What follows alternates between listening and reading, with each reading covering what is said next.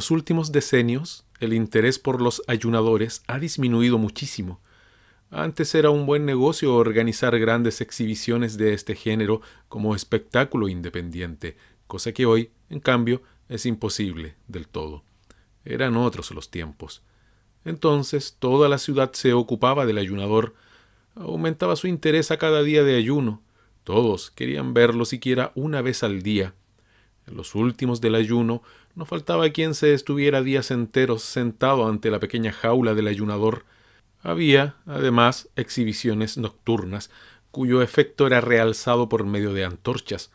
En los días buenos se sacaba la jaula al aire libre, y era entonces cuando les mostraban el ayunador a los niños.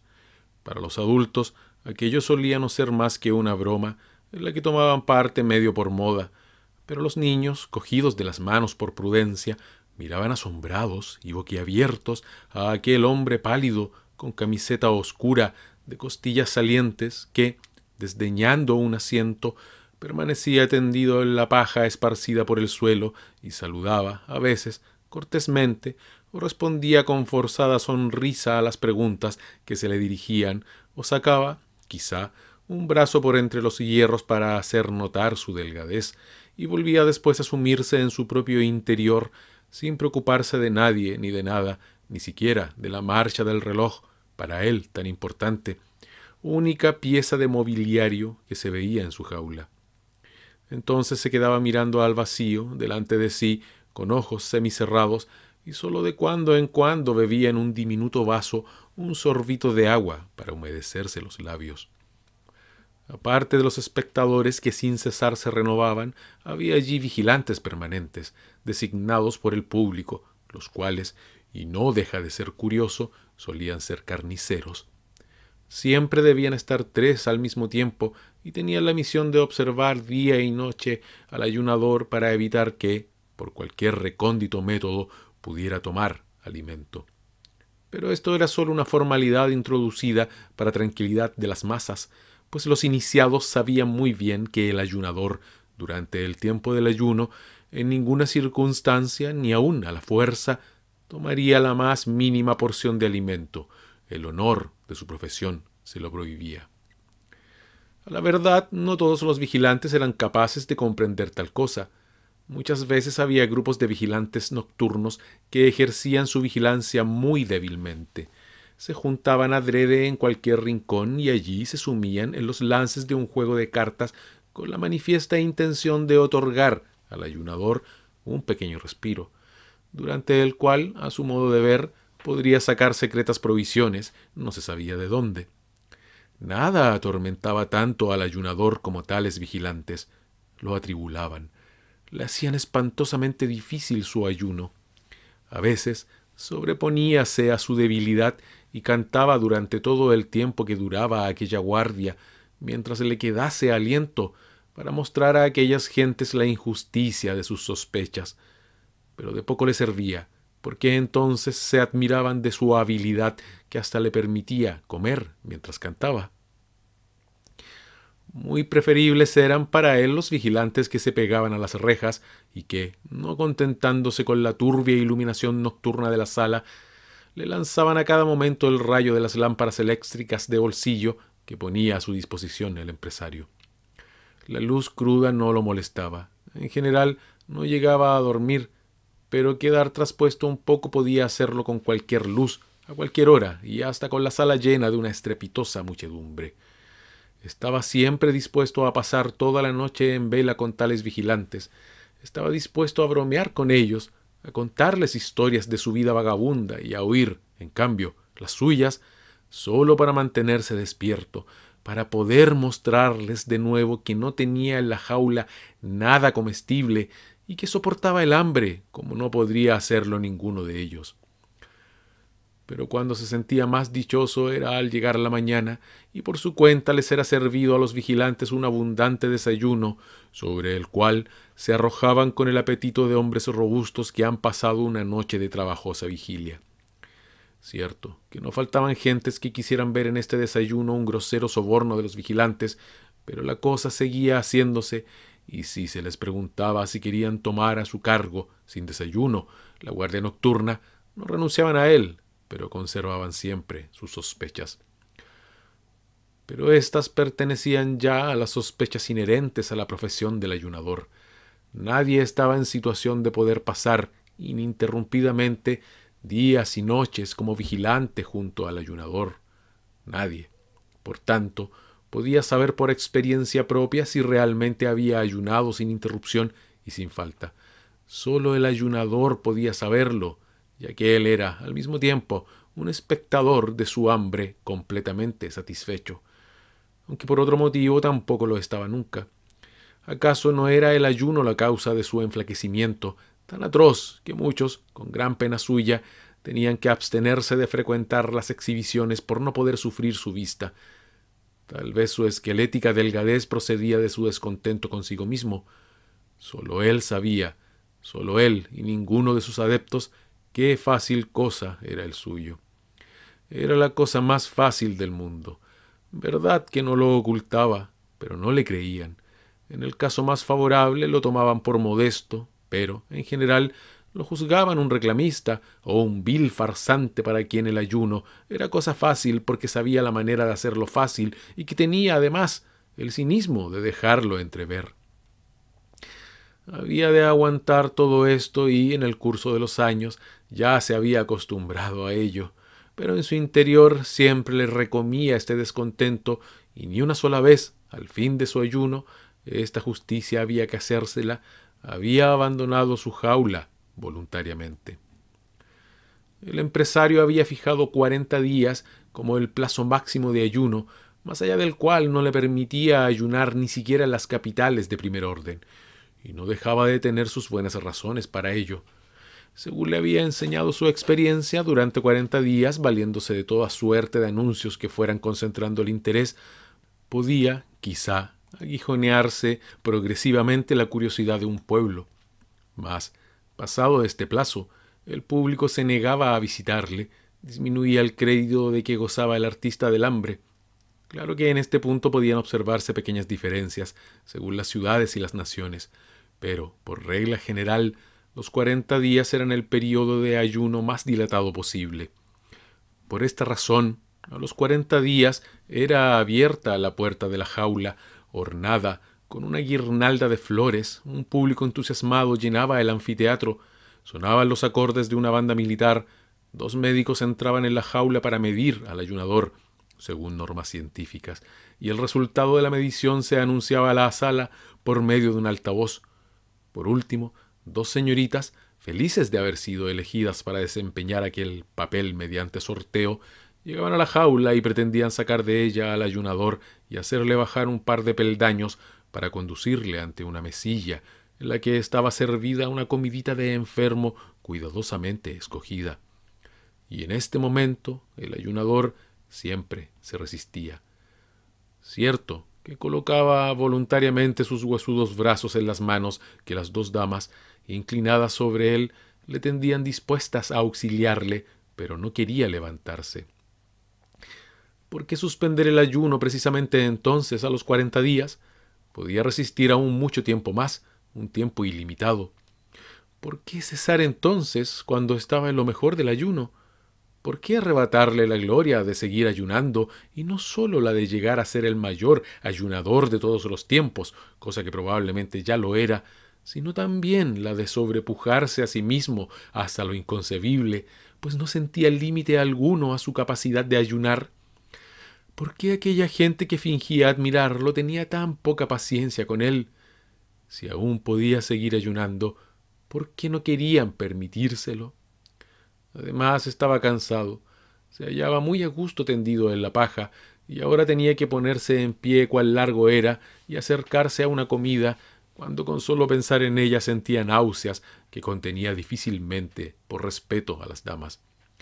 Y alzaba la vista para mirar los ojos de las señoritas, en apariencia tan amables, en realidad tan crueles, y movía después negativamente sobre su débil cuello la cabeza, que le pesaba como si fuese de plomo. Pero entonces ocurría lo de siempre. Ocurría que se acercaba el empresario silenciosamente, con la música no se podía hablar, alzaba los brazos sobre el ayunador como si invitara al cielo a contemplar el estado en que se encontraba sobre el montón de paja aquel mártir digno de compasión, cosa que el pobre hombre, aunque en otro sentido, lo era.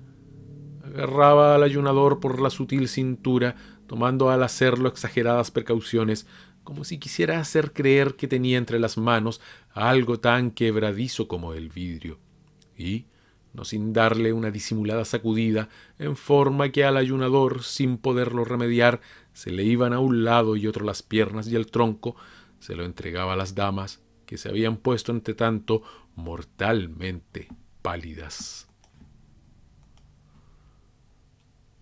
Entonces el ayunador sufría todos sus males. La cabeza le caía sobre el pecho como si le diera vueltas y, sin saber cómo, hubiera quedado en aquella postura. El cuerpo estaba como vacío.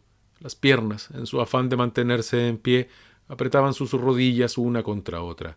Los pies rascaban el suelo como si no fuera el verdadero y buscaran a éste bajo aquel, y todo el peso del cuerpo, por lo demás, muy leve, caía sobre una de las damas, la cual, buscando auxilio con cortado aliento, jamás se hubiera imaginado de este modo aquella misión honorífica, alargaba todo lo posible su cuello para librar siquiera su rostro del contacto con el ayunador. Pero después, como no lo lograba, y su compañera, más feliz que ella, no venía en su ayuda, sino que se limitaba a llevar entre las suyas, temblorosas, el pequeño haz de huesos de la mano del ayunador, la portadora, en medio de las divertidas carcajadas de toda la sala, rompía a llorar y tenía que ser librada de su carga por un criado de largo tiempo atrás preparado para ello. Después venía la comida, en la cual el empresario, en el semisueño del desenjaulado, más parecido a un desmayo que a un sueño, le hacía tragar alguna cosa en medio de una divertida charla con que apartaba la atención de los espectadores del estado en que se hallaba el ayunador. Después venía un brindis dirigido al público que el empresario fingía dictado por el ayunador. La orquesta recalcaba todo con un gran trompeteo. Marchábase el público y nadie quedaba descontento de lo que había visto. Nadie, salvo el ayunador, el artista del hambre. Nadie, excepto él. Vivió así muchos años, cortados por periódicos descansos, respetado por el mundo, en una situación de aparente esplendor, mas, no obstante, casi siempre estaba de un humor melancólico que se acentuaba cada vez más, ya que no había nadie que supiera tomarlo en serio. ¿Con qué, además, podrían consolarle? ¿Qué más podía apetecer? Y si alguna vez surgía alguien de piadoso ánimo que lo compadecía y quería hacerle comprender que, probablemente, su tristeza procedía del hambre, bien podía ocurrir, sobre todo si estaba ya muy avanzado el ayuno, que el ayunador le respondiera con una explosión de furia y, con espanto de todos, comenzaba a sacudir como una fiera los hierros de la jaula.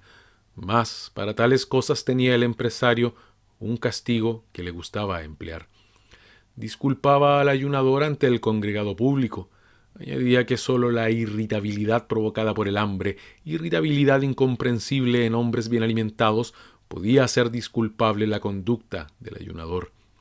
Después, tratando de este tema para explicarlo, pasaba a rebatir la afirmación del ayunador de que le era posible ayunar mucho más tiempo del que ayunaba. Alababa la noble ambición, la buena voluntad, el gran olvido de sí mismo, que claramente se revelaban en esta afirmación. Pero enseguida procuraba echarla abajo solo con mostrar unas fotografías que eran vendidas al mismo tiempo, pues en el retrato se veía al ayunador en la cama, casi muerto de inanición a los 40 días de su ayuno. Todo esto lo sabía muy bien el ayunador, pero era cada vez más intolerable para él aquella enervante deformación de la verdad. Presentábase allí como causa lo que sólo era consecuencia de la precoz terminación del ayuno. Era imposible luchar contra aquella incomprensión, contra aquel universo de estulticia. Lleno de buena fe, escuchaba ansiosamente desde su reja las palabras del empresario, pero al aparecer las fotografías soltábase siempre de la reja y, sollozando, volvía a dejarse caer en la paja. El ya calmado público podía acercarse otra vez a la jaula y examinarlo a su sabor. Unos años más tarde, si los testigos de tales escenas volvían a acordarse de ellas, notaban que se habían hecho incomprensibles hasta para ellos mismos. Es que mientras tanto se había operado el famoso cambio, sobrevino casi de repente. Debía haber razones profundas para ello, pero ¿quién es capaz de hallarlas?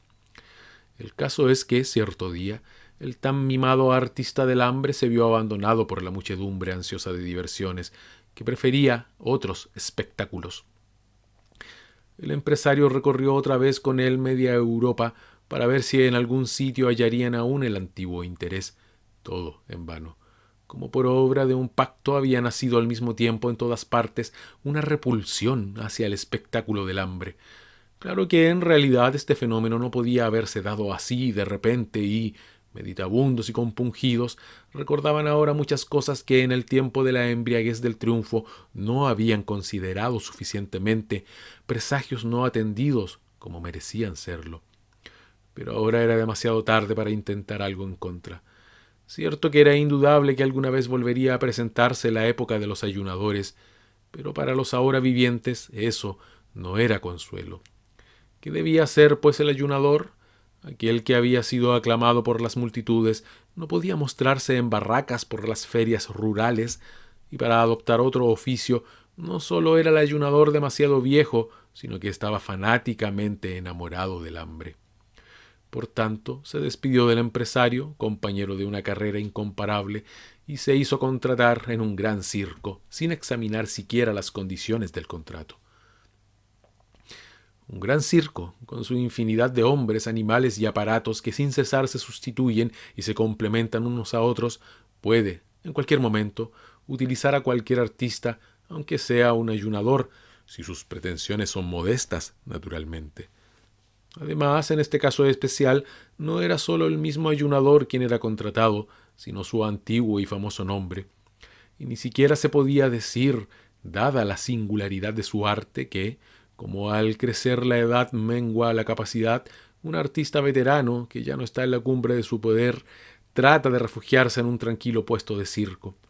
Al contrario, el ayunador aseguraba, y era plenamente creíble, que lo mismo podía ayunar entonces que antes, y hasta aseguraba que si lo dejaban hacer su voluntad, cosa que al momento le prometieron, sería aquella la vez en que había de llenar al mundo de justa admiración. Afirmación que provocaba una sonrisa en las gentes del oficio, que conocían el espíritu de los tiempos, del cual, en su entusiasmo, habíase olvidado el ayunador.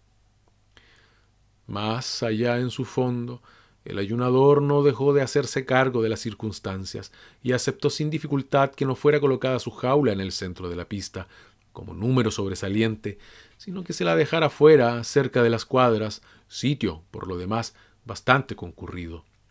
Grandes carteles de colores chillones rodeaban la jaula y anunciaban lo que había que admirar en ella. En los intermedios del espectáculo, cuando el público se dirigía hacia las cuadras para ver los animales, era casi inevitable que pasaran por delante del ayunador y se detuvieran allí un momento. ¿Acaso habrían permanecido más tiempo junto a él si no hicieran imposible una contemplación más larga y tranquila los empujones de los que venían detrás por el estrecho corredor y que no comprendían que se hiciera aquella parada en el camino de las interesantes cuadras? Por este motivo el ayunador temía aquella hora de visitas que, por otra parte, anhelaba como el objeto de su vida. En los primeros tiempos apenas había tenido paciencia para esperar el momento del intermedio. Había contemplado con entusiasmo la muchedumbre que se extendía y venía hacia él, hasta que muy pronto ni la más obstinada y casi consciente voluntad de engañarse a sí mismo se salvaba de aquella experiencia. Tuvo que convencerse de que la mayor parte de aquella gente, sin excepción, no traía otro propósito que el de visitar las cuadras. Y siempre era lo mejor el ver aquella masa así desde lejos, porque cuando llegaban junto a su jaula, enseguida lo aturdían los gritos e insultos de los dos partidos que inmediatamente se formaban. El de los que querían verlo cómodamente, y bien pronto llegó a ser este bando el que más apenaba al ayunador, porque se paraban, no porque les interesara lo que tenían ante los ojos, sino por llevar la contraria y fastidiar a los otros, y él de los que solo apetecían llegar lo antes posible a las cuadras. Una vez que había pasado el gran tropel, venían los rezagados, y también estos, en vez de quedarse mirándolo cuánto tiempo les apeteciera, pues ya era cosa no impedida por nadie, pasaban deprisa a paso largo, apenas concediéndole una mirada de reojo para llegar con tiempo de ver a los animales. Y era caso insólito el que viniera un padre de familia con sus hijos, mostrando con el dedo al ayunador y explicando extensamente de qué se trataba, y hablara de tiempos pasados, cuando había estado él en una exhibición análoga, pero incomparablemente más lucida que aquella. Y entonces los niños, que, a causa de su insuficiente preparación escolar y general, que sabían ellos lo que era ayunar, seguían sin comprender lo que contemplaban, tenían un brillo en sus inquisidores ojos en que se traslucían futuros tiempos más piadosos. Quizá estarían un poco mejor las cosas, decíase a veces el ayunador, si el lugar de la exhibición no se hallase tan cerca de las cuadras. Entonces les habría sido más fácil a las gentes elegir lo que prefirieran. Aparte de que le molestaban mucho y acababan por deprimir sus fuerzas las emanaciones de las cuadras, la nocturna inquietud de los animales, el paso por delante de su jaula de los sangrientos trozos de carne con que alimentaban a los animales de presa, y los rugidos y gritos de estos durante su comida. Pero no se atrevía a decirlo a la dirección, pues, si bien lo pensaba, siempre tenía que agradecer a los animales la muchedumbre de visitantes que pasaban ante él, entre los cuales de cuando en cuando bien se podía encontrar alguno que viniera especialmente a verle. Quién sabe en qué rincón lo meterían, si al decir algo les recordaba que aún vivía y les hacía ver, en resumidas cuentas, que no venía a ser más que un estorbo en el camino de las cuadras. Un pequeño estorbo en todo caso, un estorbo que cada vez se hacía más diminuto. Las gentes se iban acostumbrando a la rara manía de pretender llamar la atención como ayunador en los tiempos actuales, y adquirido este hábito quedó ya pronunciada la sentencia de muerte del ayunador. Podía ayunar cuanto quisiera, y así lo hacía, pero nada podía ya salvarle. La gente pasaba por su lado sin verle, y si intentara explicar a alguien el arte del ayuno, a quien no lo siente no es posible hacérselo comprender. Los más hermosos rótulos llegaron a ponerse sucios e ilegibles, fueron arrancados y a nadie se le ocurrió renovarlos. La tablilla con el número de los días transcurridos desde que había comenzado el ayuno, que en los primeros tiempos era cuidadosamente mudada todos los días, hacía ya mucho tiempo que era la misma, pues al cabo de algunas semanas este pequeño trabajo habíase hecho desagradable para el personal. Y, de este modo, cierto que el ayunador continuó ayunando como siempre había anhelado y que lo hacía sin molestia, tal como en otro tiempo lo había anunciado, pero nadie contaba ya el tiempo que pasaba. Nadie, ni siquiera el mismo ayunador, sabía qué número de días llevaba ya alcanzados, y su corazón se llenaba de melancolía. Y así, cierta vez durante aquel tiempo en que un ocioso se detuvo ante su jaula y se rió del viejo número de días consignado en la tablilla, pareciéndole imposible, y habló de engañifa y de estafa, fue esta la más estúpida mentira que pudieron inventar la indiferencia y la malicia innata, pues no era el ayunador quien engañaba, él trabajaba honradamente, pero era el mundo quien se engañaba en cuanto a sus merecimientos. Volvieron a pasar muchos días, pero llegó uno en que también aquello tuvo su fin.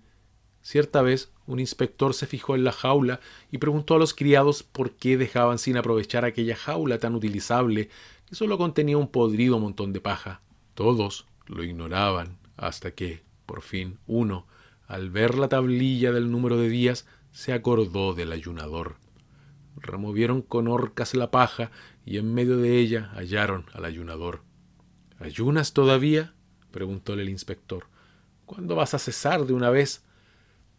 Perdónenme todos, musitó el ayunador, pero solo lo comprendió el inspector, que tenía el oído pegado a la reja. Sin duda, dijo el inspector, poniéndose el índice en la sien para indicar con ello al personal el estado mental del ayunador. Todos te perdonamos. Había deseado toda la vida que admiraran mi resistencia al hambre, dijo el ayunador. Y la admiramos, repuso el inspector. Pero no deberían admirarla, dijo el ayunador. Bueno, pues entonces no la admiraremos, dijo el inspector. Pero, ¿por qué no debemos admirarte? Porque me es forzoso ayunar. No puedo evitarlo, dijo el ayunador. Eso ya se ve, dijo el inspector. Pero ¿por qué no puedes evitarlo? Porque, dijo el artista del hambre levantando un poco la cabeza y hablando en la misma oreja del inspector para que no se perdieran sus palabras, con labios alargados como si fuera a dar un beso, porque no pude encontrar comida que me gustara. Si la hubiera encontrado, puedes creerlo, no habría hecho ningún cumplido y me habría hartado como tú y como todos. Estas fueron sus últimas palabras, pero todavía, en sus ojos quebrados, mostrábase la firme convicción, aunque ya no orgullosa, de que seguiría ayunando. «Limpien aquí», ordenó el inspector, y enterraron al ayunador junto con la paja. Mas en la jaula pusieron una pantera joven. Era un gran placer, hasta para el más obtuso de sentidos, ver en aquella jaula, tanto tiempo vacía, la hermosa fiera que se revolcaba y daba saltos. Nada le faltaba. La comida que le gustaba traíansela sin largas cavilaciones sus guardianes. Ni siquiera parecía añorar la libertad. Aquel noble cuerpo, provisto de todo lo necesario para desgarrar lo que se le pusiera por delante, parecía llevar consigo la propia libertad, parecía estar escondida en cualquier rincón de su dentadura, y la alegría de vivir brotaba con tan fuerte ardor de sus fauces que no les era fácil a los espectadores poder hacerle frente. Pero se sobreponían a su temor, se apretaban contra la jaula y en modo alguno querían apartarse de allí.